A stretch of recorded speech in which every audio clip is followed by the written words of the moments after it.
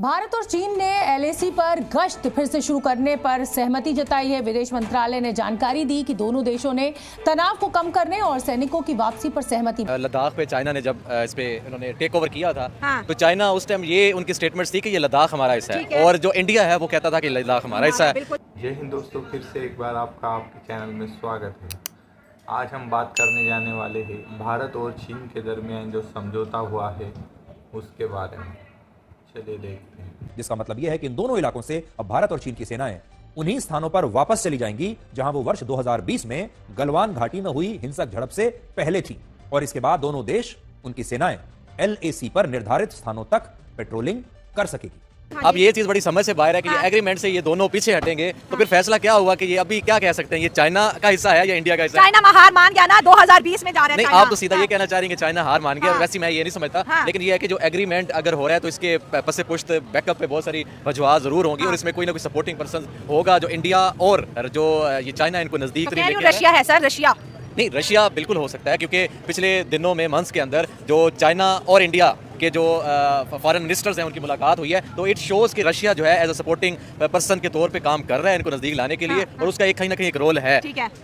15 जून 2020 को जब गलवान में दोनों देशों की सेनाओं के बीच हिंसक झड़प हुई थी और इसमें भारत के 20 सैनिक शहीद हो गए थे, 20 जवान हमारे शहीद हो गए थे, तब से भारत की सेना एलएसी पर सिर्फ कुछ इलाकों में उन स्थानों तक पेट्रोलिंग नहीं कर पा रही थी जहां तक इस घटना से पहले किया करती थी। यानी भारत की सेना को थोड़ा विड्रॉ करना पड़ा था इन इलाकों। फॉरेन पॉलिसीज को देखते हैं तो ये दुश्मनी वगैरह ये भूल जाते होते हैं ये, क्योंकि मुल्क की डेवलपमेंट और वो चीज बड़ी मैटर करती है। चाइना को इंटरेस्ट नजर आ रहा है इस वक्त इंडिया की इकोनॉमी में, इंडिया की मार्केट में, कि जो चाइना एग्रेसिवली लद्दाख की तरफ बढ़ा था, आज वो कहता है कि नहीं जी हम दोस्ती करते हैं, लद्दाख का मुद्दा भी खत्म करते हैं। वो पेट्रोलिंग नहीं कर पा रही थी जबकि गलवान हिंसा से पहले कर सकती थी। गलवान हिंसा के बाद भारतीय सेना ने कई स्पेशल ऑपरेशंस चलाए और इन ऑपरेशंस के बाद चीन इतना दबाव में आया कि उसने लद्दाख में एलएसी पर कई इलाकों में डिसएंगेजमेंट की प्रक्रिया शुरू कर दी थी।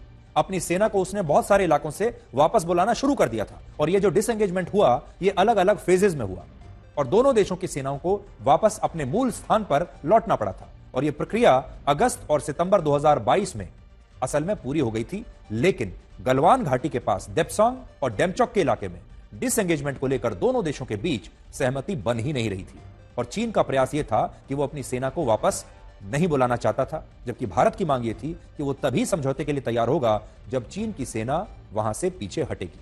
तो चाइना ने इंडियन मार्केट के लिए अपनी जो है डिसएंगेजमेंट लद्दाख पे शो की है, क्योंकि चाइना लद्दाख को लेके बहुत ज्यादा एग्रेशन दिखाता। तो शी जिनपिंग ने बड़ी दफा बोला है जंग की तैयारी करो, जंग के लिए तैयार हो जाओ। कभी अपने जासूसी गुब्बारे भेजता है, कभी अपनी जासूसी शिप इंडियन ओशन में भेजता है कि मैं इंडिया की जासूसी करूं। अब इंडिया से क्यों हाथ मिला रहे हैं?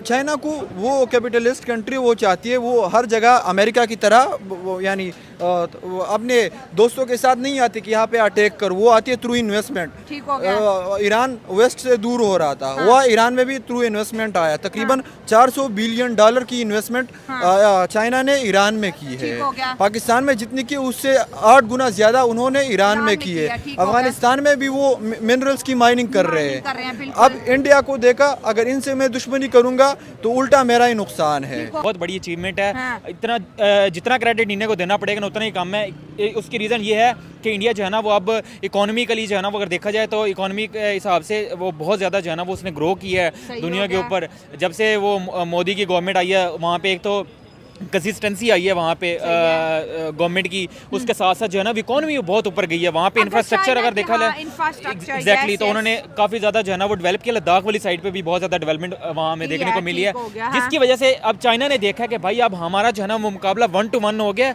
और 50-50 हो गया। अब ऐसा नहीं है कि हमारी डोमिनेंस वहाँ पे रही नहीं है चाइना की। इस वजह से बजाय इसके कि जानी नुकसान हो, हमारी भी फौज जो है ना वो मरे, उनकी भी मरे, उसके अलावा जो है ना वो इतनी ज़्यादा इन्वेस्टमेंट भी हो, तो बजाय इसके कि जो है ना वो एक सेफ एग्रीमेंट किया जाए और इनके साथ तल्लुकात को बहाल किया जाए ताकि हम आने वाले दिनों में ना फ्यूचर में इनके साथ ट्रेड भी कर सके और अपनी इकोनॉमी को ग्रो भी बेटर तरीके से कर सके। चाइना ने अपनी सेफ साइड के लिए एग्जैक्टली अपनी सेफ साइड के लिए भाई इंडिया और चाइना की दोस्ती हो रही है।